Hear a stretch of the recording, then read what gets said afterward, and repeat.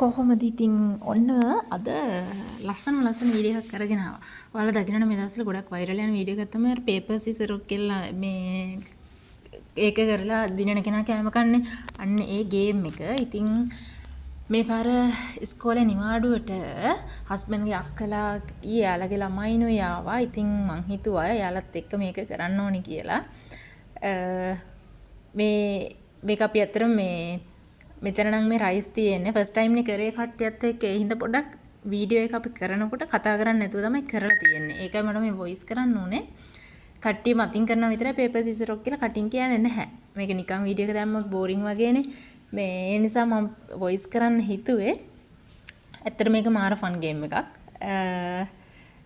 වැඩේ කියන්නේ ඉක්මනට අපේ බෙදාගත්ත රයිස් ටික ඉවර වුණා. අපි ලොකුවට මේක කරනවාමයි කියලා ප්ලෑන් කරගෙන හිටියේ නැහැ. ඒක තමයි වුනේ. කොහොම හරි රයිස් හදන්න කලින් හිතුවා රයිස් හදන නිසා අපි ගේම් එක කරමු කියලා. ඊට පස්සේ කොහොම හරි තව වෙන වැඩක් තිබ්බා මේ එළිය කරන්න. ඒක කරලා ඉවර වෙලා තමයි මේක පටන් ගත්තේ. එතකොට පොඩ්ඩක් හවස් වෙලා තිබුණේ. ඒකයි මේ චුට්ටක් එළියත් අඩු. ඉතින් මේ වීඩියෝ කරන්නේ හස්බන්ඩ්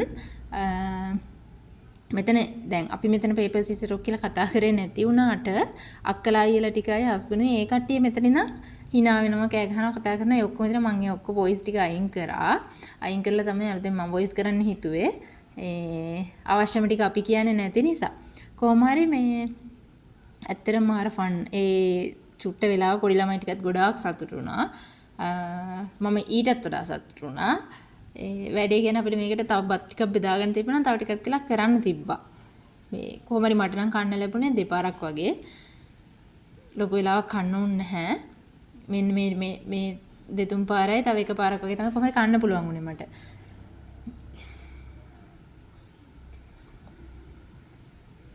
අර වීඩියෝස් වල FB එකේම ගොඩාක් මේක යනවනේ. ඒක දැක්කම මම කොහොමද ආසාවෙන් හිටියේ කරන්න ඕනේ කියලා. කරන්න ඉතින් ටයිම් එකක් තිබ්බෙත් නැහැ. ටයිම් එකක් තිබ්බත් කට්ටිය ඕනේනේ ඉතින්. ඒ නිසා දැන් ඔන්න chance එක ආව වෙලාවේ කට්ටියත් එක්ක එකතු වෙලා කරා. දැන් මේක ඉවර වෙලා මෙතන දැන් බත් ටික ඉක්මනට ඉවර වුණ හින්දා ගේම් එක ඉවර කරන්න උනා අපිට. මෙතන තියෙන ස්ප්‍රයිට් වීදුරුවකුයි වතුර වීදුරුවකුයි ස්ප්‍රයිට් එක නම් ඔක්කොම මම බිව්වේ පොඩි කට්ටියට හොඳ නැති නිසා. මේ ඊට පස්සේ රයිස් තියෙනවා. අපි පරිප්පු හැදුවා, chili paste හැදුවා. ඒ ටික තමයි ඔතන තියෙන්නේ. දැන් අපි කතා වෙලා හිටියත් හැඳි වලින් කමු කියලා හැඳි එක එක්කෙනාට පැටලෙන්නේ නැති වෙන හැඳි පහකුත් ගත්තා. කොහොම හරි හැඳි වලින් කෑවේ එක්කෙනයි අනිත් ඔක්කොම අතින් කෑවේ.